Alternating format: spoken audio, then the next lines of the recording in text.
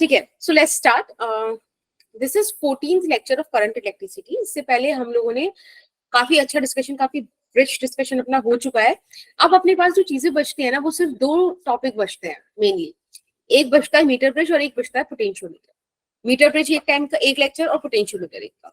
ठीक है, तो ट्यूसडे आपका सेकंड लेक्चर होता है. आई गेस ट्यूसडे आपका चैप्टर कंप्लीट हो जाएगा. ओके, बस आज थोड़ा सा अगर रुकना पड़ जाए तो प्लीज रुक जाना, उतना मैनेज कर लेना. मैंने अभी भी आपको बताया था कि हमने लास्ट क्लास क्या क्या पढ़ा था. तो हमने बल्क के क्वेश्चन किए थे, अगर आपको याद हो, जिसमें हमने सीरीज, पैरेलल, मिक्सिंग, इन सबको हमने डिस्कस किया था. उसके बाद हमने मीटर ब्रिज को स्टडी किया था. तो जिन बच्चों ने लास्ट क्लास ज्वाइन नहीं की थी, they don't worry about it at all. आज भी मैं उसको पूरा मीटर ब्रिज स्टार्टिंग से ही स्टार्ट करूंगी. मतलब उतना like you know I give you the explanation but not that much.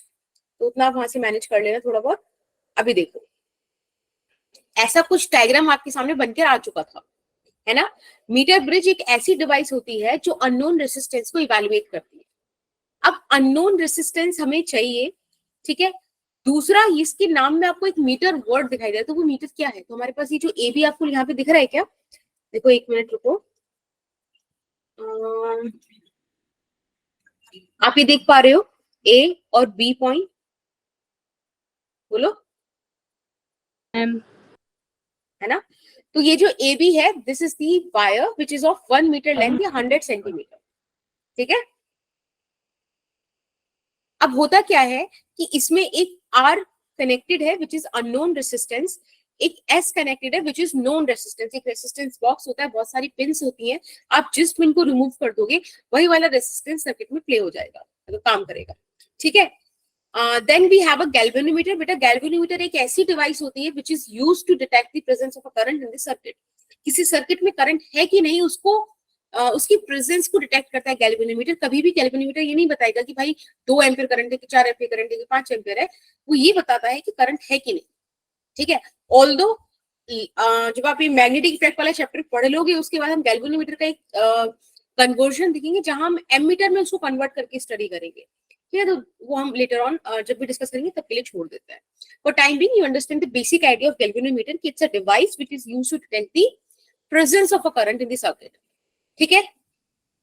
अब आप ध्यान से देखो, गैल्वेनोमीटर जो आपने कनेक्ट किया है, उससे आपने एक वायर निकाला है which is touching this AB wire eight point D.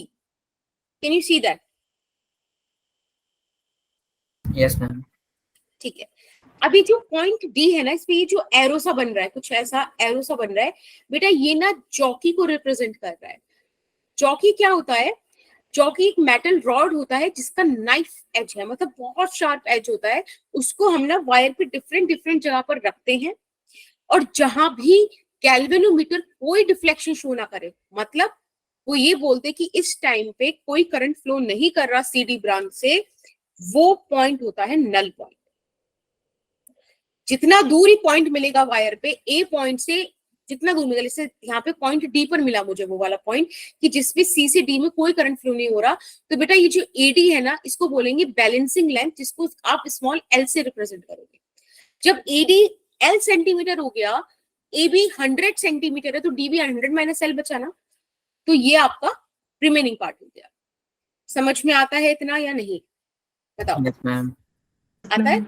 ठीक है. अब एक बारी आप देख लो, हमने इसके बारे में और क्या क्या बातें की थी. मैंने आपको बताया था कि ये बैलेंस्ड व्हीट स्टोन ब्रिज पे काम करता है ना. अगर गैल्वेनोमीटर कोई करंट डिटेक्ट नहीं करेगा तो कोई डिफ्लेक्शन भी नहीं दिखाएगा. जो भी डिवाइसेस इस चीज को फॉलो करती हैं, उन्हें बोलते हैं कि वो नल पॉइंट मेथड पे काम करती हैं. उनके रिजल्ट्स एक्यूरेट होते हैं, क्योंकि आपको पता है जितने भी आप लॉसेस पढ़ते हो वो ड्यू टू करंट पढ़ते हो.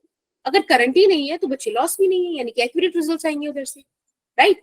तीसरी चीज इस वायर के बारे में, जो आपने AB वायर लिया था जिसपे आप मेजर कर रहे हो, वो बड़ा इंपॉर्टेंट है. अगर आप ध्यान से देखो तो वो जो वायर है ना, बेसिकली वो यूनिफॉर्म क्रॉस सेक्शनल होता है. उसका जो क्रॉस सेक्शनल एरिया है वो हर जगह सेम रहता है, और वो सेम रहे इसके लिए हम क्या करते हैं, हम इसके लिए आपसे बोलते हैं कि भाई तुम जॉकी को ना स्लाइड मत करो, ऐसे घसीटो मत उसको.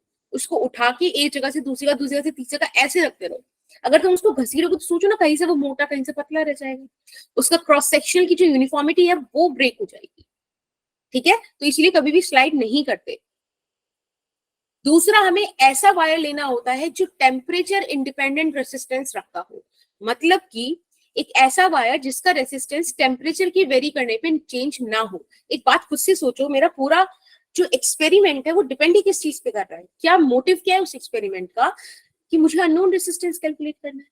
आपने करंट फ्लो कराया, करंट से हीट हुआ वायर, वायर से उसका मतलब टेम्परेचर चेंज होने से रेसिस्टेंस बढ़ गया। सोचो कितनी एरर आ गई। जिस चीज को मैं लेकर चल रही हूँ, जिससे मुझे बाकी निकालना है, वही स्टेबल नहीं है, तो जो आंसर आप निकालोगे क्या वो क्रेडिबिलिटी होगी उस आंसर की? No ma'am. है ना? तो इसीलिए हमको टेम्परेचर इंडिपेंडेंट लेना होता है, जिसके एग्जांपल्स कॉन्स्टेंट और मैग्नीन वगैरह है। याद करो, अपना एक लेक्चर हुआ था, अगर आपने मेरे साथ पूरी सीरीज कवर करी है, तो एक लेक्चर हुआ था जहां हमने रेसिस्टेंस की डिपेंडेंसी देखी थी, कंडक्टर्स पर, इंसुलेटर्स पर, अलॉयज पर, है ना? Yes. वहां से हमने अलॉयज उठाए। ठीक है। दूसरी चीज आपको बस एक ध्यान रखना है कि यहाँ पे एक ऑर्डिनरी स्केल है। ऑर्डिनरी स्केल वो स्केल जो आपकी किट वगैरह में भी होगा ना, 25 सेंटीमीटर का आप रखते होगे, जो भी, हाँ 25 कितने का होता है? 15 सेंटीमीटर। कितने का? 15। 15। 30, हाँ 15, 30 सेंटीमीटर बड़ा वाला हो गया। तो 15 सेंटीमीटर तक का रखते हो ना, वैसी वाला ऑर्डिनरी स्केल जो 100 सेंटीमीटर तक एक वुडन से उस पर बना होता है, एबी के साथ कनेक्ट होता है, ताकि ये आपको बता पाए कि आपको बैलेंसिंग पॉइंट कहाँ मिला है, 40 सेंटीमीटर पे कि 45 पे कि 50 पे। देखो होता क्या है, जब आपने गैल्वेनोमीटर के से वो जो चौकी कनेक्ट किया हुआ है ना, आपने सपोज 30 सेंटीमीटर पे रखा, ध्यान रखना जो भी मैं डिस्टेंस बोल रही हूँ वो एंड ए से बोल रही हूँ।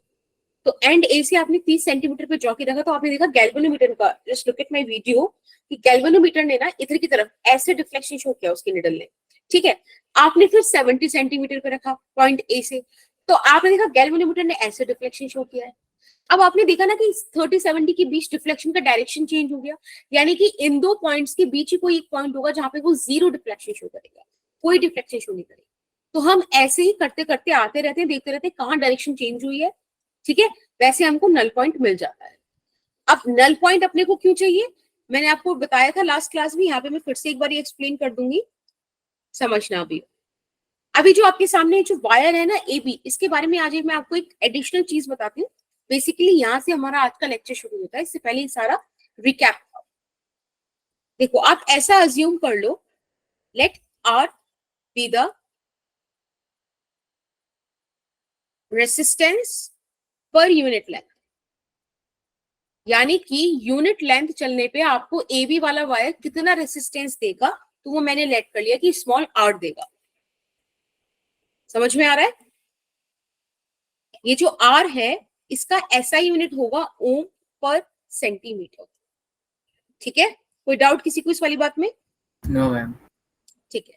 अब अगर आप ध्यान से देखो तो जो आपके पास सेटअप था उसमें आपके पास 4 रेसिस्टेंस है। एक रेसिस्टेंस है जो आपको पता नहीं है, जो आपको निकालना है, अननोन है ना, वो पॉइंट ए से पॉइंट सी के बीच में लगा हुआ है। अभी मैं आपको दिखा दूंगी डायग्राम, आप एक बार इमेजिन करना। पॉइंट सी से पॉइंट बी के बीच आपके पास लगा हुआ है नोन रेसिस्टेंस। फिर पॉइंट ए से, ये वो पॉइंट है डी जो आपको नल पॉइंट मिला था, आपके पास एक रेसिस्टेंस आ गया एडी वायर का, एल लेंथ वाले वायर का। डी से बी आपको वो वाले वायर का रेसिस्टेंस मिलेगा जो वो 100 माइनस एल था, है ना, इसको आप आरडीबी बोल दो। आपको 4 पॉइंट मिल रहे हैं ना पोटेंशियल के, बीच में आपके पास गैल्वेनोमीटर कनेक्टेड है जो कोई डिफ्लेक्शन शो नहीं कर रहा है एक पर्टिकुलर इंस्टेंट पे, यानी कि वहां पर आई इज 0। अब आप एक बार ये वाला डायग्राम दिमाग में रखो, पॉइंट्स दिमाग में रखो, एक बार मैं आपको डायग्राम दिखा देती हूँ। ये वाला दिमाग में है?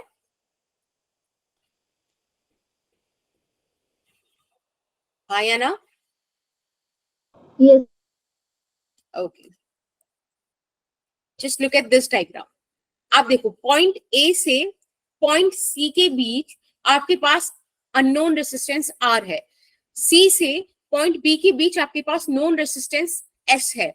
सिमिलरली ये जो एडी वाला वायर है ये एल लेंथ का है और इसका भी कुछ रेसिस्टेंस होगा। फिर ये जो डीबी वाला वायर है 100 माइनस एल लेंथ का है, उसका भी कुछ रेसिस्टेंस होगा। तो ये ए, सी, बी और डी आपके पास 4 पोटेंशियल पॉइंट है। Is that okay? सी से डी के बीच गैल्वेनोमीटर है, वही वाली चीज मैंने ये ऐसे शो कर दी। अब एक बात बताओ, जब मैंने आपको बोला कि r, small r is the resistance per unit length of the wire A B, तो एडी तक के लिए एल लेंथ है, यानी कि आर इंटू एल हो गया ना। यहाँ पर अगर मैं रेसिस्टेंस निकालना चाहूँ तो R इंटू 100 माइनस एल हो गया ना, इज दैट ओके? ठीक है, तो बेटा बस अब देखो हमारा सारा काम हो गया। हमने तो ये खुद ही बैलेंस्ड व्हीट स्टोन ब्रिज बनाना चाहा है। जब हमने खुद इसको बैलेंस्ड व्हीट स्टोन ब्रिज बनाना चाहा है तो हमको ये वाली बात पता है ना कि R upon R A D is equals to S upon R D B. R1 अपॉन R2 is equals to R3/4 balancing Wheatstone bridge की कंडीशन होती है। बस आप यहाँ पे वैल्यूज पुट कर दो। R अपॉन R into L is equals to S upon R into 100 minus L. R से R cancel and you will get R अपॉन L is equals to S upon 100 minus L. देखो इसको तुम as a formula मत रखना, फिर से सुनो, इसको एज अ फॉर्मूला मत रखना, इसको एज अ कॉन्सेप्ट समझो, क्योंकि क्वेश्चन चेंज हो जाएगा, हो सकता है इसका फॉर्मेट चेंज हो जाए। आपको आर के नीचे एल दिख रहा है ना, आप एक बात ध्यान से देखो इस वाले डायग्राम में, ये जो आर है इसके नीचे बैलेंसिंग लेंथ है ना एल, इसीलिए हमने आर बाय एल लिखा है। बैलेंस्ड व्हीट स्टोन ब्रिज क्या कहता है, जो आपका बीच वाला ब्रिज वाला वायर है उसकी साइड वाले दो रेसिस्टेंस को आप अपॉन में लेते हो, तो यहाँ पर एल है इसलिए हमने आर बाय एल ले लिया। कल को अगर मैं इस आर को उठा के एस की जगह रख दूं, एस को आर की जगह रख दूं, तब आर के नीचे 100 माइनस एल होगा। तो मुझे ऐसे क्वेश्चंस देखने मिल जाएंगे कि जहां मुझे S by L is equals to R by 100 minus L लेना पड़ेगा। मैम उस केस में तो फिर डायग्राम मिलेगा ना पूरा प्रॉपर? बिल्कुल आपको डायग्राम मिलेगा, लेकिन आपको वही चीज ध्यान रखनी है। डायग्राम तो नहीं चलेगा ये वाला क्वेश्चन, पर आपको ध्यान रखना है वाली चीज, आप इसको रटना नहीं ऐसा फॉर्मूला, ठीक है? इसको ऐसा फॉर्मूला नहीं रटना है, क्वेश्चन के हिसाब से चलना है। अभी जो मैंने डायग्राम बनाया है उस डायग्राम के हिसाब से this would be the correct expression, but diagram change, expression change. बस यहाँ से कॉन्सेप्ट पकड़ना है बैलेंस्ड व्हीट स्टोन ब्रिज का, विच इज इंपॉर्टेंट, ठीक है? अब क्वेश्चन करोगे, थोड़ा क्लैरिटी आ जाएगी कॉन्सेप्ट्स में। सबसे पहले क्वेश्चन नंबर 1 करो। इस क्वेश्चन में आपको बोला हुआ है कि यहाँ पे नल पॉइंट 40 सेंटीमीटर पे ऑब्जर्व हुआ है और आपसे बोला है कि आपको रेसिस्टेंस निकालना है, आर फाइंड आउट करना है, ठीक है? देखो अभी टाइम हो रहा है 20:24, मैं आपको 2 मिनट्स दे रही हूँ, फटाफट से सॉल्व करो। मैम एक बार लास्ट स्लाइड दिखा दीजिए। ओके बेटा,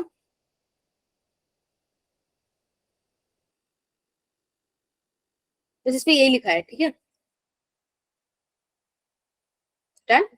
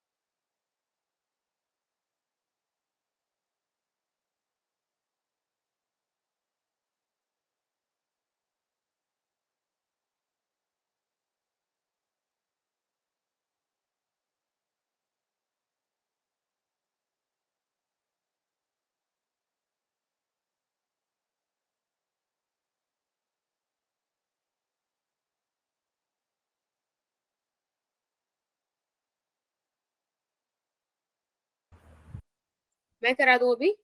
ओके दीपांशु एंड खुशबू, मैं करा दूं, अभी टाइम हो गया। Yes ma'am. एक सेकेंड। ओके सानिया,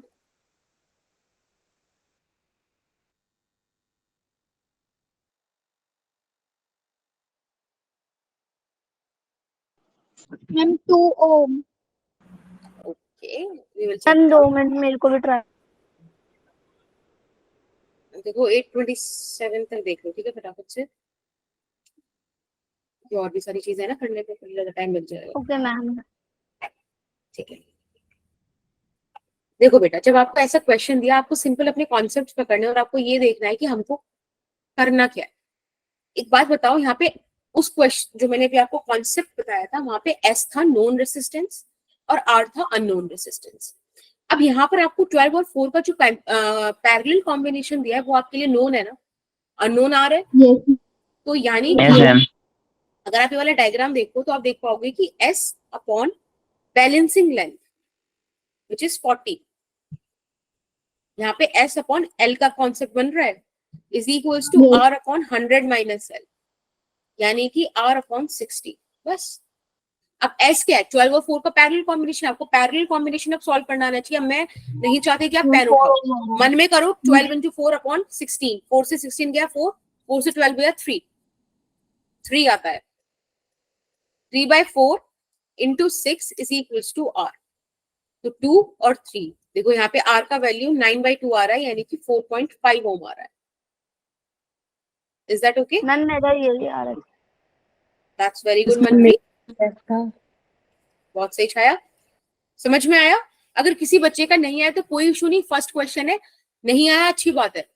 अब सेकंड क्वेश्चन अच्छे से करना। चलो सेकंड क्वेश्चन पे, किसी को कोई डाउट तो नहीं इस क्वेश्चन से? हाँ बोलो सानिया। मेरे को तुझे बताना मैं confusion. Okay Khushboo, that's very nice. Sakshi, देखो मैं ये कह रही थी कि आप इस डायग्राम को देखो, आप अगर रटोगे ही ना तो आप ये वाला क्वेश्चन कर पाओगे। आपको दिखेगा कि यहाँ पे नोन मुझे 12 और 4 का पैरेलल कॉम्बिनेशन है और उसके नीचे मुझे बैलेंसिंग लेंथ मिली है, यानी कि यहाँ मुझे S/L is equals to R/100 minus L से चलना पड़ेगा। अगर आप ये वाली चीज समझ गए तो बस आपको सिर्फ यहाँ वैल्यूज पुट करनी है। S की जगह आप उनका इक्विवेलेंट पुट करोगे विच इज 3 ओम, तो 3/40 is equals to R upon 60। बस फिर तो बेटे बहुत ही छोटा सा मैथ्स का क्वेश्चन हो गया है ना, R का वैल्यू निकालना है। ठीक है, मैम एक स्लाइड पीछे बस एक चीज नोट डाउन कर। जल्दी बोलो। मैं कह रहा हूँ कि पीछे एक स्लाइड कर देना प्लीज, आप देखना एक चीज। ये वाला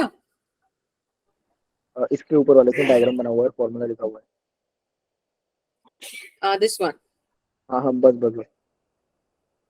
okay done. Yes ma'am done. चलो क्वेश्चन नंबर 2 करो। यहाँ पर आपको एक ये पूरा सेटअप दिया हुआ है, नल पॉइंट 25 सेंटीमीटर बोला है और आपसे R निकालने को बोला है। ठीक है, फटाफट से इस क्वेश्चन को करेंगे, अभी टाइम हो रहा है 20:29। अगेन आई गिव यू कितना टाइम, चलो इसमें 3 मिनट ले लो पर जल्दी से कर देना, ठीक है? 32 तक कर दो। Let's start.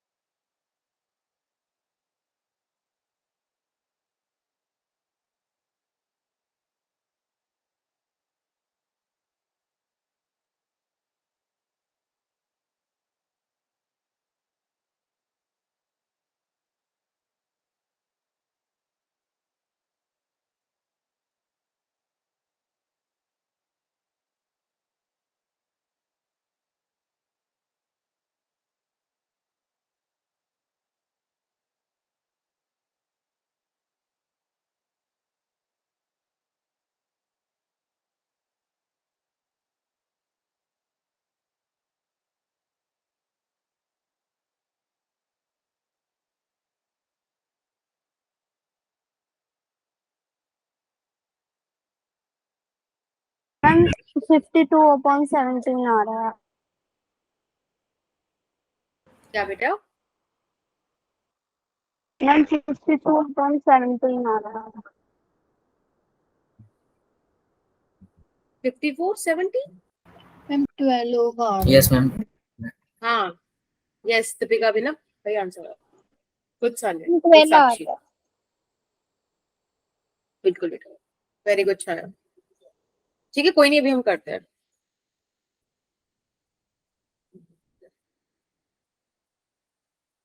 देखो, सबसे पहले अपने को पहचानना है कि हमारे पास फॉर्मूला क्या होना है। एक बात तो 6 2 3 पैरेलल कॉम्बिनेशन में ये हमें पता है, this is going to be R S, है ना। आर और 4 पैरेलल में वो हमारा अननोन वाला पार्ट हो जाएगा। अगेन आपको नोन वाले पार्ट के नीचे बैलेंसिंग लेंथ दी हुई है और अननोन वाले के नीचे 100 माइनस एल वाला पोर्शन दिया हुआ है। तो आई गेस ये वाली चीज देखने में किसी को दिक्कत नहीं होगी कि भाई S upon L is equals to R upon 100 minus L. Is that okay? Yes ma'am. अगर आप ध्यान से देखो तो यहाँ पे जो एस है वो इन तीनों का कॉम्बिनेशन है। तो एस का यहाँ पे 6 और 3 का बहुत बार अपन लोगों ने पैरेलल कॉम्बिनेशन निकाला है, दैट इज 2 ओम। 2 ओम और 2 ओम पैरेलल में 1 ओम आएगा, यानी कि एस का वैल्यू 1 आ रहा है। एल आपको 25 दिया है, आर का वैल्यू अपने को नहीं पता, 4 और आर मिलके पैरेलल कॉम्बिनेशन बना रहा है, यानी कि 4 आर अपॉन 4 प्लस आर। ठीक है, और 1 अपॉन 100 माइनस एल कितना हो जाएगा? 1/75। तो 25 3 75, आप इसको सॉल्व करेंगे तो ये आ जाएगा R upon 4 plus R is equals to 3/4। थोड़ा सा सॉल्व कर दो बस। 4r is equals to 12 plus 3r। 3r इधर जाएगा, नेगेटिव का हो जाएगा, और r इज इक्वल्स टू 12 ओम आ जाएगा। Is that okay? देखो, मेन कॉन्सेप्ट में सिर्फ यहाँ तक पहुंचना है, बाकी तो नॉर्मल बहुत ही टुच्चा सा मैथ्स है, बहुत हाई लेवल भी नहीं है। Is that okay? Yes ma'am. ठीक है, एक क्वेश्चन ये वाला करेंगे। इस क्वेश्चन में हमको बोला है कि ये जो वायर है अपने पास, इसका नल पॉइंट 40 सेंटीमीटर अपने को मिल जाता है। ना तो हमें एस पता है, ना हमें आर पता है इन दिस क्वेश्चन। इन्होंने आपको एक कंडीशन दी है कि अगर हम एस के पैरेलल टू ओम को कनेक्ट कर देते हैं, तब हमारा जो नल पॉइंट है वो 40 सेंटीमीटर से शिफ्ट होकर 25 सेंटीमीटर पे आ जाता है, 25 सेंटीमीटर पे आ जाता है। तो बताओ आर का वैल्यू क्या है, एस का वैल्यू? क्वेश्चन क्लियर हो रहा है? No, ma'am. मैं रिपीट करना एक बार। ओके, देखो क्वेश्चन इज वेरी सिंपल। यहाँ पे बोला है, अभी आपके सामने जो सेटअप है, इस पे आपको नल पॉइंट 40 सेंटीमीटर पर ऑब्जर्व हो रहा है। आपने क्या करा, एस के पैरेलल आपने 2 ओम का रेसिस्टर लगा, ठीक है। जब आपने एस के पैरेलल 2 ओम का रेसिस्टर लगा दिया, उसके बाद देखो सेटअप फिर चेंज हो जाएगा ना। ये तो केस 1 हो गया। केस 2 में आपने एस के पैरेलल 2 ओम लगा दिया, तब जो नल पॉइंट है वो 25 सेंटीमीटर पे मिला है। अब आप बताओ आर का वैल्यू क्या होगा, एस का वैल्यू क्या होगा, आपको सॉल्व करना है। अभी टाइम हो रहा है 20:35। We'll take 3 minutes and just solve this question.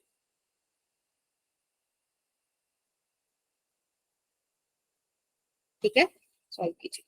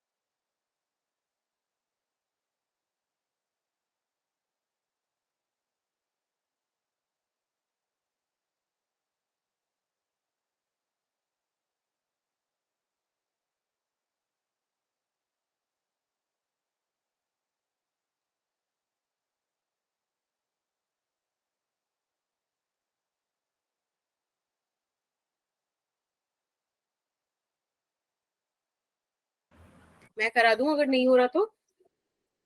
Ma'am 2 minute. Ma'am 3 minute बस। देखो मैं तुम्हें एक हिंट देती हूँ, फिर ट्राई करना। यहाँ पे तुम्हें 2 केस दिए हैं, यानी कि तुम्हें 2 रिलेशन मिलेंगे या 2 इक्वेशन बोल लो, और 2 वेरिएबल फाइंड आउट करना है। थोड़ा सा इस yes point of ma'am, view से अभी भी चलना करना है, हम कंपेयर करेंगे फिर तो। कंपेयर कर दो। हाँ बिल्कुल बिल्कुल, उसको लास्ट। इक्वेट करके ना तब चीजें निकल पाएंगी। एक बार ट्राई करो, वैसे नहीं होता है, वैसे भी टाइम तो हो गया है, 39 तक ट्राई कर लो, 1 मिनट और दे दिया, फिर मैं कराती हूँ।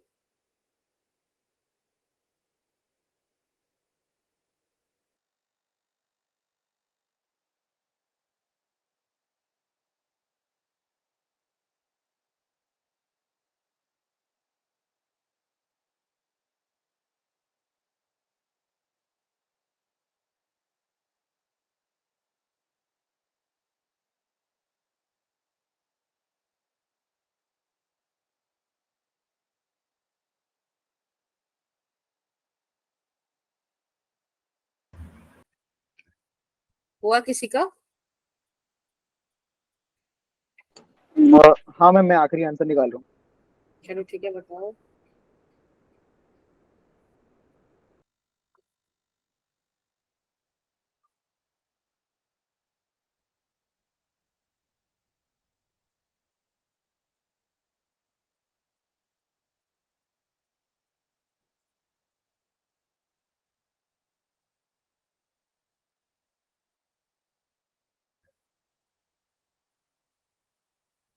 चलो आई गेस अब मैं स्टार्ट करती हूँ, लोगों का आ जाए तो मुझे बता देना, वैसे तो मैं स्टार्ट करती हूँ, अभी बताना।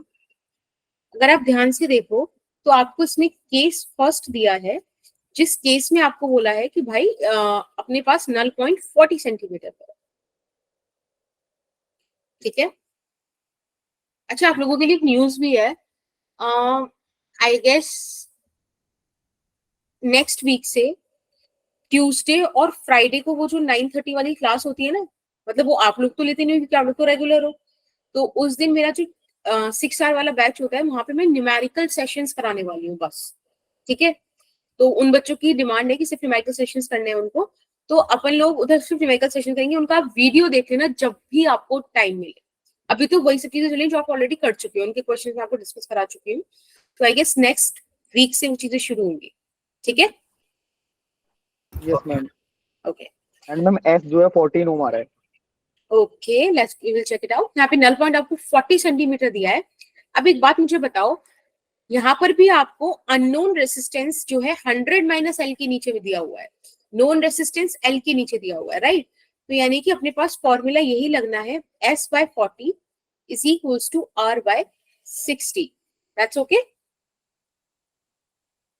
यहाँ से आप S by R का वैल्यू निकालो, it would give you 2/3. Mark it as your equation first. Now let's solve for the case second. Case second में आपसे पूछा गया है कि भाई इस बार अपना नल पॉइंट जो हमें मिलना है वो मिलना है 25 सेंटीमीटर पर, और एस के साथ पैरेलल में एक 2 ओम का रेसिस्टेंस भी कनेक्ट कर दिया गया है। अब देखो, ऐसी सिचुएशन में हम क्या लिखेंगे? अब खाली एस तो नहीं लिख सकते, इक्विवेलेंट आएगा, तो यानी कि 2s अपॉन s प्लस 2 आएगा। पैरेलल में मैंने आपको इक्विवेलेंट लिखना सिखाया है ना ऐसे। Yes Yes, ma'am. यहाँ पर r अपॉन 75 आ जाएगा, 25 3 से 75। बेटा यहाँ से भी s बाय r का वैल्यू निकालो। ध्यान से देखो, क्या s बाय r का वैल्यू s प्लस 2 अपॉन 6 है क्या? बताओ, क्या s by r is equal to s plus 2 by 6 आ रहा है? दिक्कत है क्या इस पॉइंट पे? Yes, ma'am. Clear. क्लियर है? Yes ma'am. ठीक है। अब आप देखो हम क्या करेंगे, देखो इक्वेशन फर्स्ट भी आपने s बाय r निकाला है, इक्वेशन सेकंड भी s बाय r निकाला है, दोनों को इक्वेट कर दो।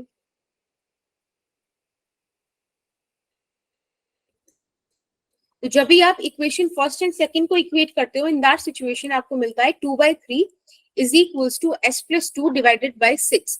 3 से ये cancel 2 and you will get s plus 2 is equals to 4। बेटा यहाँ से आपको s का वैल्यू मिला 2 ओम। पहला आंसर तो ये आता है। अब आप s का वैल्यू किसी भी इक्वेशन में पुट करके r निकाल दो। तो put it in equation first, ये थोड़ा सा इजी है वो इक्वेशन। तो वहां से आपको मिल जाएगा s by r is equals to 2/3, यानी कि r का वैल्यू 3 ओम हो गया। These are your answers. Is that okay? Yes, ma'am. ठीक है, चलो सिंपल सा केस ना, सिर्फ आपको दो कंडीशंस दी थी, आप उनसे निकालो। आप कभी भी ना, जब भी आपके सामने ऐसा कोई क्वेश्चन आए कि जहां आपको दो कंडीशंस दी हुई हो, तो वहां से आप ऐसा ही इक्वेशन निकाला करो, देखा करो उन दोनों इक्वेशन से, आप उन दो कंडीशन से आपको दो इक्वेशन मिलेंगी, आपको उतने ही वेरिएबल पूछे गए होंगे। ठीक है, अभी एक कॉन्सेप्ट पढ़ते हैं। हमने भले ही null method, null point method use किया, सब चीजें यूज की, लेकिन हम जो मीटर ब्रिज में कॉन्सेप्ट यूज कर रहे हैं वो रेसिस्टेंस को लेंथ की टर्म्स में निकालने की कोशिश कर रहे हैं ना, लेंथ की हेल्प से रेसिस्टेंस निकाल रहे हैं। हो सकता है ना हमने वो लेंथ गलत मेजर करी हो, due to the instrumental error, due to the human error. तो एरर कैलकुलेशन में आ सकती है, एरर रेसिस्टेंस को मेजर करने में आ सकती है। उसका सबसे मेन कॉज क्या है? Due two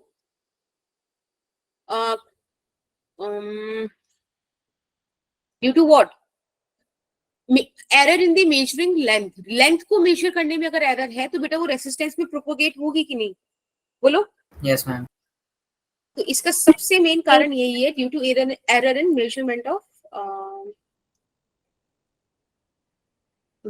of length.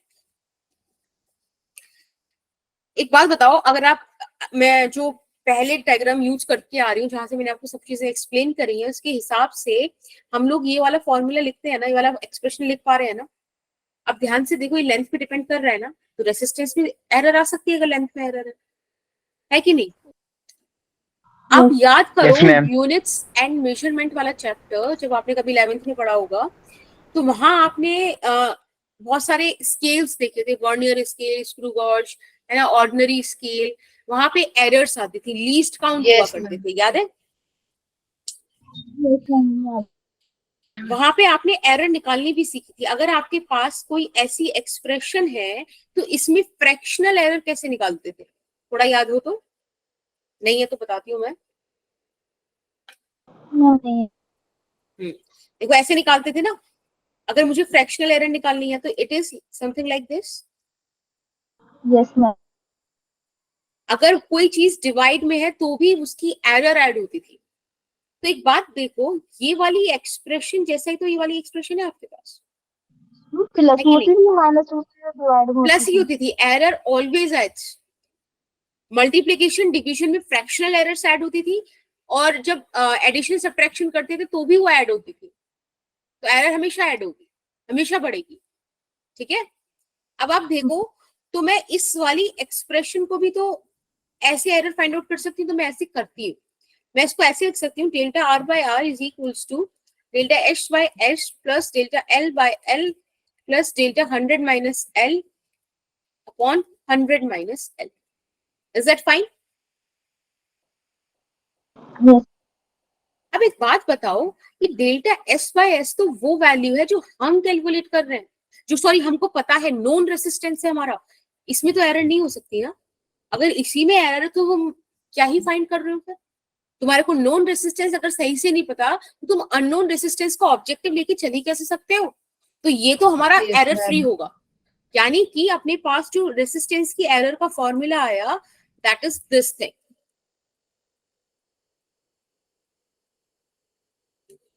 ये सुनो, थोड़ा सा एक रुक जाओ। Yes. ठीक है, आप इसको याद रखेंगे। तो हमें कैसे पता चलेगा कि इसमें एरर आ रहा है, तो हम ये फॉर्मूला यूज करें? क्या बेटा? हमें कैसे पता चलेगा कि इसमें एरर आ रहा है, जैसे हम क्वेश्चन सॉल्व करेंगे? जिसमें एरर आ रहा है वो आपसे ना, जब देखो, अगर वो एरर नहीं पूछ रहा है, आपको ऑप्शंस तो देगा ना 4, उन 4 ऑप्शंस में अगर एरर का जिक्र ही नहीं है तो हमें यहाँ तक पहुंचना ही नहीं है। लेकिन अगर उनमें प्लस माइनस करके लिखा हुआ है तो अपने को एरर वाली चीज आनी चाहिए। Is that okay Khushboo? Yes. Okay. आप लोगों ने एक चीज पढ़ी होगी, लीस्ट काउंट। मुझे नहीं पता आप लोगों को कितना याद है कितना नहीं, पर मैं फिर भी एक बार बता देती हूँ कि least count is the maximum error that can be offered by the instrument. जो इंस्ट्रूमेंट आप यूज कर रहे हो वो मैक्सिमम आपको जो एरर दे सकता है वो लीस्ट काउंट होता था, है ना, है कि नहीं? Yes. तो Yes, याद ma'am. रखना। और कभी अगर आपके पास ट्रू वैल्यू होती है, आपके पास एरर होती है, तो this is how you represent the values, ऐसे आप लिखते हो। ये आपको एक रेंज प्रोवाइड करा रहा है ना, एक रेंज प्रोवाइड करा रहा है कि जो वैल्यू है वो इस मिनिमम वैल्यू से इस मैक्सिमम वैल्यू तक वेरी कर सकती है, राइट। फॉर एन एग्जाम्पल, आपके पास आर का वैल्यू 3 है, आपके पास डेल्टा आर का वैल्यू लेट्स से 0.1 है, तो बेटा ये वैल्यू आपकी 2.9 हो सकती है और मैक्सिमम 3.1 हो सकता है। इसके बीच में भी वैल्यूज लाई कर सकती है। वो 3 भी दिखा सकता है, ठीक है, वो वैल्यू भी हो सकती है, लेकिन हम हमेशा मैक्सिमम वाली चीज कंसिडर करके चलेंगे when it comes to the error. याद है ये सारी चीजें, या अब याद हो गई, अब समझ में आ गई? Yes, ma'am. ठीक है। तो क्या बेटा छाया, छा आ गया ना बेटा छाया समझ में? या आप कुछ बोल रहे थे, क्योंकि दिक्कत है? दिक्कत नहीं है। क्या बोल रहे हो? आपकी वॉइस क्लियर नहीं आ रही, थोड़ा सा क्लियर कर दो या लिख दो। क्लियर है? Okay okay, that's good. ठीक है, अब आप एक क्वेश्चन करो, इसी पे बेस्ड है। आपको एक ही सेटअप दिया हुआ है, ठीक है, रेसिस्टेंस दिया है 90 ओम का, नॉन रेसिस्टेंस आपको गिवन है, बैलेंसिंग पॉइंट 40 सेंटीमीटर पे आपको मिल रहा है। आपसे पूछा गया है कि रेसिस्टेंस निकालो, यानी कि आर का वैल्यू निकालो, और इस बार आपके ऑप्शंस में एरर भी मेंशन्ड है, तो आपको एरर भी फाइंड आउट करनी है, ठीक है। ये ऐसे पता चलता है कि कहाँ आपको एरर निकालना है।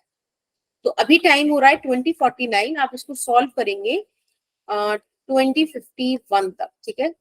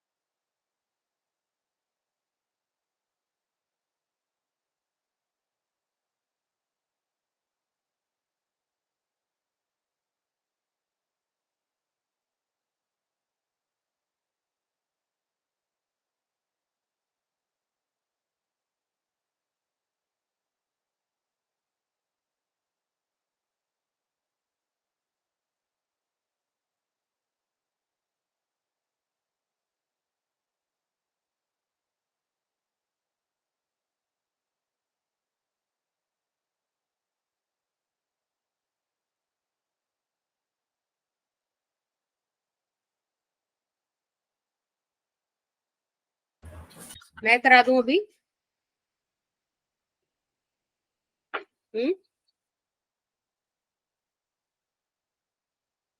ओके, मैं करा रही हूँ, ठीक है। तुम लोग कर रहे हो नहीं, कुछ तो बताओ। Ma'am, हम कर resistance. रहे हैं। हम कर रहे हैं। ठीक है, 53 तक कर लो, 2 मिनट और है।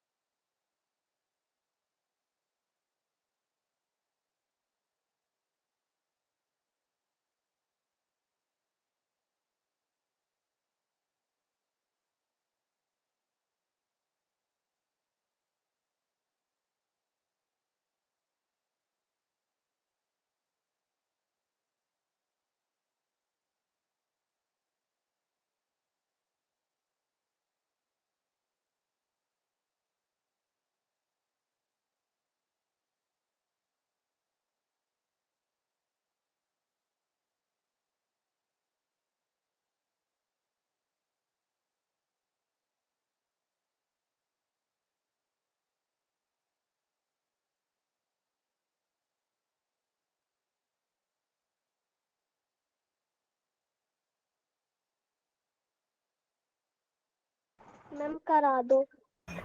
करा दो और तो नहीं। Ma'am B option. यार आ नहीं रहा। ओके ठीक है, very good B option. Deepanshu, good. चलो एक बार चेक करते हैं। सबसे पहले अपने को आर निकालना है, which is very simple, R by L, यानी इस बार बैलेंसिंग लेंथ के ऊपर है आर। तो आपको यहाँ मिल जाएगा R by L is equals to S upon 100 minus L. बेटा आपको आर कैलकुलेट करना है, एल आपको 40 दिया हुआ है, एस आपको 90 दिया हुआ है, 100 माइनस एल यानी कि 60 गिवन है। आप जब इसको सॉल्व करोगे ये 3/2 मैम 60। 3 2 20 है ना, आर का वैल्यू 60 ओम आ गया। इतने पार्ट से एक चीज समझ में आती है कि ना तो ऑप्शन सी आपका आंसर है ना ऑप्शन डी आपका आंसर। Yes ma'am. ठीक है, ए या बी में से होगा। अब हमारा नेक्स्ट कॉन्सेप्ट बचता है कि भाई हमको एरर कैलकुलेट करनी है। तो एरर का फॉर्मूला अभी आपने पढ़ा था कि error is delta R by R is equals to delta L by L plus delta 100 minus L upon L, sorry 100 minus. तो एक बात मुझे बताओ, यहाँ पे आपको लीस्ट काउंट दे रखा था ना? Yes ma'am. 1 मिलीमीटर, ये आपको लीस्ट काउंट गिवन है। यहाँ पर आप 1 मिलीमीटर यानी कि 0.1 सेंटीमीटर रख सकते हो। बैलेंसिंग लेंथ 40 थी। 100 minus L is also the error in measuring length ना, तो ये भी तो 0.1 ही होगा upon 100 minus L which is 60। ये आपका 60 के बराबर है। आप बस इसको सॉल्व करो। देखो आप इसको क्या लिख सकते हो, उसको 1/400 प्लस 1/600 लिख सकते हो। आप जब इनका एलसीएम लोगे इट वुड बी 1200 एंड 3 + 2 5 है ना। डेल्टा आर बाय 60, 0 से 0 कैंसिल, 6 2 जा 12, 0 5 से ये कैंसिल 4। बेटा यहाँ पे देखो डेल्टा आर का वैल्यू 1/4 यानी कि 0.25 ओम आ रहा है। ठीक है, तो इसलिए आपका आंसर क्या आ जाएगा? आपका आंसर आ जाएगा सिंपली 60 प्लस माइनस 0.25। एक बात बताओ, क्वेश्चन देखने में कैसा भी हो, सॉल्व करने के बाद बहुत हार्ड लगा क्या? मैम इजी था ये तो। है ना, इजी था। यू वोंट बिलीव, एक second, you won't believe that this is a question from IIT Advance. Is it belong to that paper? नहीं करता। नो इतने मैम। बेसिक से क्वेश्चन आ जाते हैं, ठीक है, कई बार। तो अपने को ये वाले क्वेश्चन तो बिल्कुल नहीं छोड़ने, है ना? Yes ma'am. ओके, एक क्वेश्चन बोल लो या कॉन्सेप्ट बोल लो, ये आता है कि ऐसा कौन सा सिचुएशन, ऐसा कौन सा पॉइंट होता है जहां पर आप सबसे कम एरर के साथ रेसिस्टेंस को कैलकुलेट कर सकते हो, या सबसे ज्यादा एक्यूरेट रेसिस्टेंस का वैल्यू आपको किस सिचुएशन में मिलता है। ठीक है, तो देखो ये सब चीजें एरर से रिलेटेड है। मैं आपको एक प्रूफ काइंड ऑफ चीज दे रही हूँ। ठीक है, अब ऑब्वियसली बोर्ड्स में ही प्रूफ आते हैं, जो कि इससे तो आएगा नहीं, लेकिन ये आपको समझ में आ जाना चाहिए। ठीक है, तो ये आपके कंपटीशन के लिए इंपॉर्टेंट है, इसका रिजल्ट ऑब्वियसली, बट एक बार इसका प्रोसेस भी देखते हैं। यही फॉर्मूला होता है ना? Yes ma'am. अगर मैं इसको एग्जैक्ट डिफरेंशियल में कन्वर्ट करूं, ये डेल्टा को डिफरेंशियल में कन्वर्ट करूं, तो ये वाली एक्सप्रेशन लिखी जा सकती है।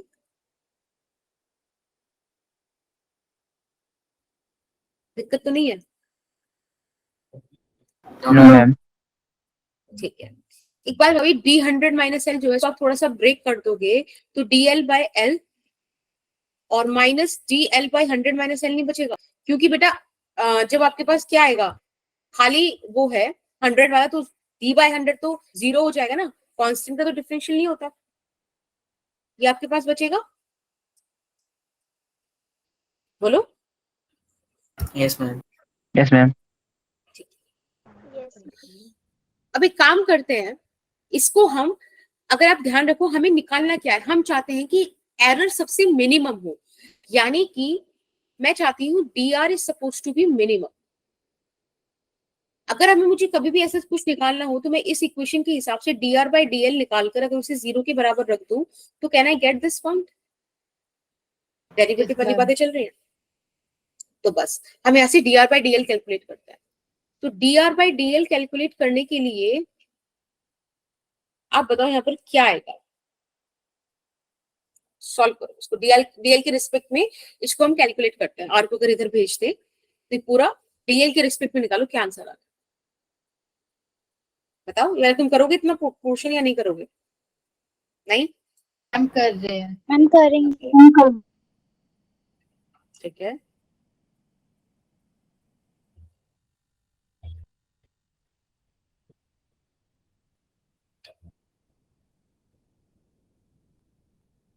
देखो एक और सिंपल तरीका है, डीएल ऊपर से कॉमन ले लो और इधर भेज दो, है ना, डीआर बाय डीएल आ जाएगा, 1/L ओवर 1/100 माइनस एल,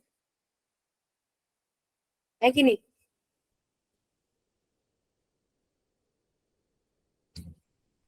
बोलिए यहाँ तक आ गए क्या? Yes, ma'am. ठीक है। अब मैं dr by dl को 0 पुट कर दूं so that I can get the value minimum for dr। तो हम इसको जब 0 रख देते हैं तो आपको क्या मिल जाएगा? एक सेकेंड थोड़ा सा और सॉल्व कर देते हैं अंदर। 100 minus L L into 100 minus L, right? It will become r into 100 minus 2l। और इसको ना नीचे वाले को सॉल्व मत करना, इसको ऐसे छोड़ दो। अभी खुद समझ जाओगे क्यों सॉल्व नहीं करना इसको। जब आप इसको 0 के इक्वल रख दोगे तो एक बात बताओ, सिर्फ ये बच जाएगा ना? ये सुनो भाई, l अपॉन 100 माइनस एल पूरा चला गया, r भी चला गया 0 में। Yes ma'am.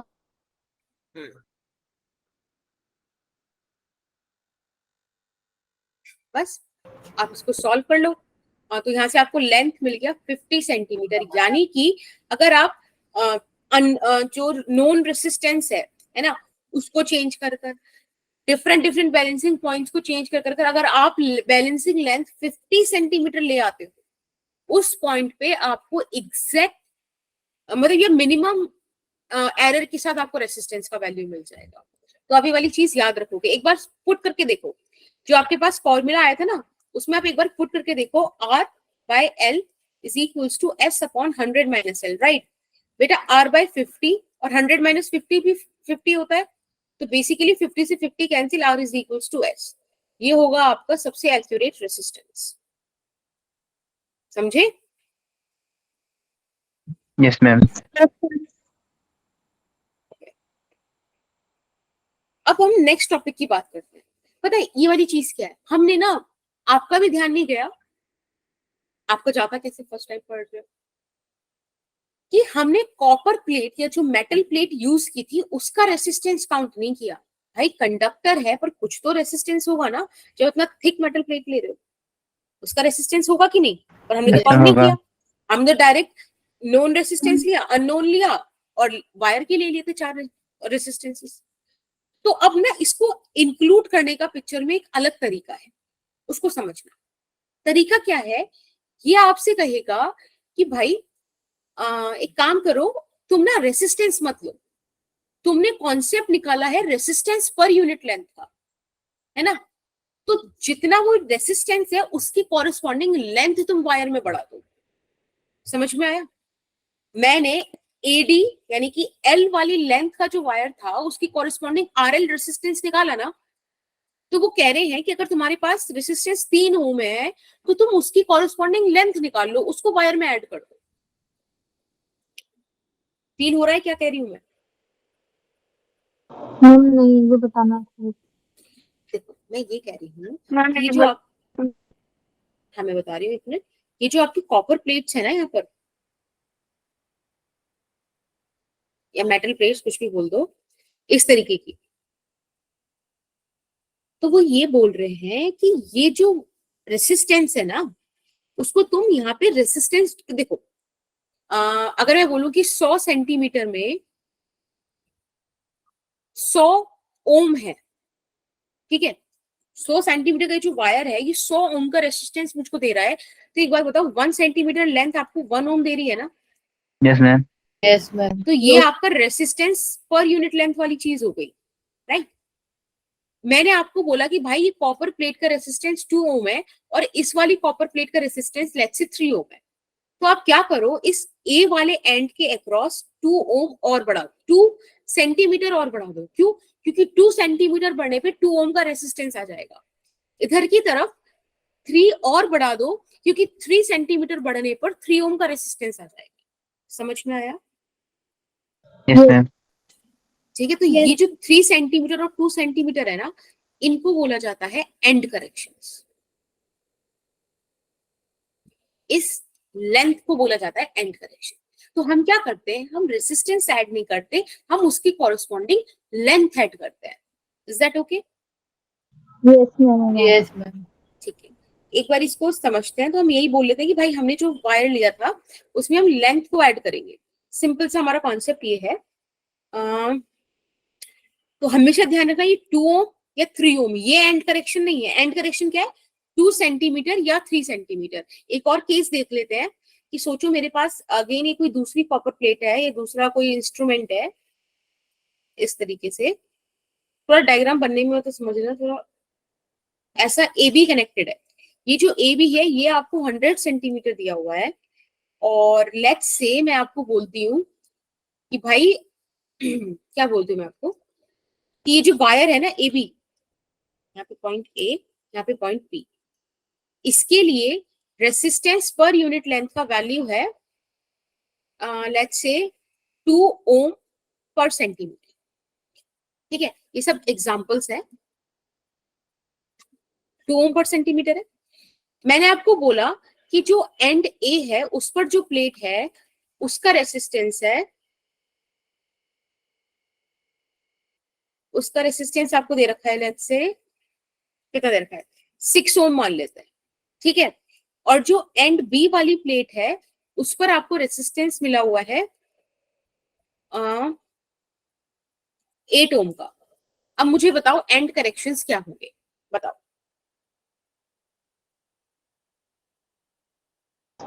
ए तो 6 ओम होगा, ऐसे बताओ मुझे 12 ओम कि होगा मैं और बी पे 16 ओम। सोच के बताओ कि एंड ए पे क्या एंड करेक्शन होगा और यहाँ पे क्या होगा। देखो, एंड ए पर 6 ओम का रेसिस्टेंस मुझे ऐड करना है, तो बेटा 1 सेंटीमीटर अगर मैं ऐड करूंगी तो 2 ओम आ जाएगा। 6 चाहिए तो 3 सेंटीमीटर ऐड कर दूं ना। यस। एट पॉइंट बी मुझे 8 ओम का रेसिस्टेंस चाहिए, तो अगर मैं 1 4 सेंटीमीटर ऐड करूंगी तो 2 ओम आएगा। 8 चाहिए तो 4 सेंटीमीटर। ये आंसर हो गया। यस। समझ में आया? किसी को कोई दिक्कत है इस पॉइंट पे? Sir. देखो मैं यहाँ पे वाली बात लिख देती हूँ कि we take equivalent length of wire. हम वायर का इक्विवेलेंट लेंथ लेते हैं। इक्विवेलेंट किसके रिस्पेक्ट में? समझिए ना, रेसिस्टेंस के रिस्पेक्ट में। रेसिस्टेंस जितना है for correcting the resistance. Is that okay? Yes. Metal plates लिख देते हैं इसको, कॉपर प्लेट की जगह मेटल प्लेट्स। ये वाली बात आप ध्यान रखोगे एंड करेक्शन में। बस इसके रिगार्डिंग एक क्वेश्चन करते हैं and then we will end our class. Question number 5। यहाँ पर आपको एक सिस्टम दिया है। मुझे मेटल प्लेट ही देगा ना, और कुछ नहीं देगा ना सिर्फ वहाँ। हाँ, कनेक्शन मेटल प्लेट के लिए हो रहा है क्योंकि वायर का तो आप इंक्लूड करके चलते हो, बाकी जो है उनको आप इंक्लूड करके चलते हो, पर आप प्लेट्स का नहीं इंक्लूड करते। ठीक है, देखो जो करंट है, एक बार खुद सोचो, अगर मैं यहाँ से एक वायर बना दूं, ऐसे वो बैटरी बनाई थी ना मैंने, याद करो, ऐसी थी, यहाँ पे बीच में भी था सिस्टम। मैंने पूरा नहीं बनाया, सिर्फ ऐसे दिखा दिया आपको। तो अगर आप ध्यान से देखो तो भाई करंट तो ऐसे भी जा रहा है ना, इधर से जा रहा है ना करंट, पूरा ऐसे फ्लो करता हुआ। तो आप इनको तो ऐड करोगे ना, राइट? तो इन चीजों को ऐड करने के लिए भी डू दिस एंड करेक्शन कि करंट ही पूरा फ्लो होता है। ठीक है, चलो ये रहा आपका क्वेश्चन 5। यहाँ पे आपको एक अननोन रेसिस्टेंस दिया है, एक नोन रेसिस्टेंस दिया, बैलेंसिंग लेंथ 52 सेंटीमीटर दी है। आपको बोला है कि एंड ए पर जो करेक्शन हुआ वो 1 सेंटीमीटर का हुआ, एंड बी पे करेक्शन 2 सेंटीमीटर का हुआ। आपसे कहा है कि आप एक्स को निकालो। 4 ऑप्शन आपको दिए हैं, फटाफट से एक बार खुद से ट्राई करो। 21:08 हो रहा है, 21:11 तक कर लो, ठीक है, 3 मिनट्स में, and then we will do discuss it.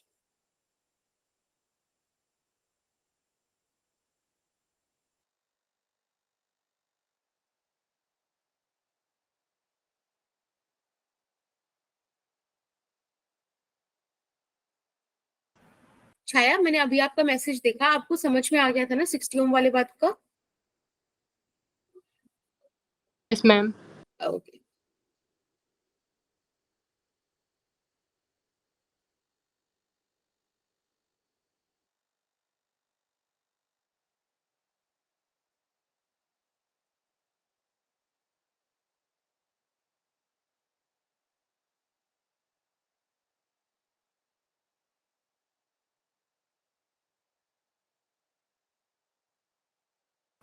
Amit अभी पोटेंशियोमीटर रहता है ना, पोटेंशियोमीटर रहता है, वेरी गुड साक्षी। बस पोटेंशियोमीटर का एक लेक्चर रहता है, उसके बाद कल आपका ट्यूसडे जो है ना उसमें होगा। देखो मैं एक बार इसको करा दूं, इन्होंने मुझे सिंपल एंड करेक्शन ही दे दिया है, अब मुझे जरूरत ही नहीं निकालने की कि रेसिस्टेंस पर यूनिट लेंथ वगैरह क्या है। जब इन्होंने एंड करेक्शन दे दिया तो एक बात बताओ, एक्स के नीचे बैलेंसिंग लेंथ है, 10 के नीचे रिमेनिंग वाली लेंथ है, तो कॉन्सेप्ट बनता है एक्स अपॉन एल, है ना, विच इज 52। लेकिन बेटा इन्होंने एंड करेक्शन बोला है ना कि एंड ए पर करेक्शन 1 सेंटीमीटर का है, तो आप यहाँ पे ऐड कर दोगे 1, फिर आपका आर आता है, आर आपको दे रखा है 10, मतलब नोन वाला। 100 माइनस एल, तो 100 माइनस एल कितना आता है आपके पास? 100 माइनस 52 विच इज 48। लेकिन 48 पे इन्होंने एंड करेक्शन बी पे 2 का दे रखा है, तो हमने 2 ऐड कर दिया। अब हमको बस ये सॉल्व करना है, x upon 53 is equals to 10 upon 50, right. यहाँ से x का वैल्यू आ गया 53/5 एंड 5 10 3 बचा, 5 से 30। Option B is your answer. समझ में आ गया?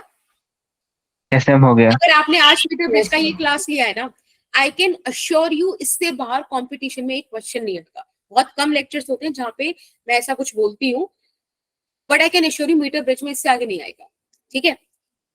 एक बार डिस्कस कर लेते हैं बस छोटा सा कि आज हमने क्या पढ़ा। आज हमने मीटर ब्रिज का कॉन्सेप्ट भी देखा, है ना, हमने क्वेश्चंस करे, और इसमें मैंने आपके 2 से 3 PYQs कराए थे। एक जगह तो मैंने मेंशन कर दिया था, 2 जगह मैंने मेंशन नहीं किया, बट वो PYQs है, ठीक है, IIT की ही है। दूसरी चीज यहाँ पर हमने देखा and correction, which is very important you know in reference of your exams, क्योंकि बोर्ड में तो नहीं आ रहा है एंड करेक्शन। फिर हमने आपको बताया था क्या, एक निकाला था हमने एरर इन रेसिस्टेंस, है ना, एरर इन मेजरिंग रेसिस्टेंस। और एक इसमें इंपॉर्टेंट पॉइंट हमने कैलकुलेट किया था कि सबसे ज्यादा एक्यूरेट आपको आर का वैल्यू कम मिलेगा, ठीक है, मोस्ट एक्यूरेट। और वो कब मिलता है? जब बैलेंसिंग लेंथ 50 सेंटीमीटर हो जाती है। 50 सेंटीमीटर। वेरी गुड, ठीक है। सो कल हम पोटेंशियोमीटर पढ़ेंगे and this will be the last lecture of your current electricity, ठीक। कल होगा कभी, आज वाला समझ लो, कल को। Okay ma'am. ओके, ठीक है, फिर मिलते हैं नेक्स्ट क्लास में। Tata, bye bye. Ma'am Thank test में you. ये चैप्टर आएगा क्या इस हाँ जी वीक? बेटा, हाँ मैम इस week yes yes yes. Good night ma'am. Good night, good night ma'am. Take care, bye bye. Bye ma'am. Bye बच्चे, बाय मैम। बाय बेटा, bye bye good bye bye everyone, bye Amit, bye.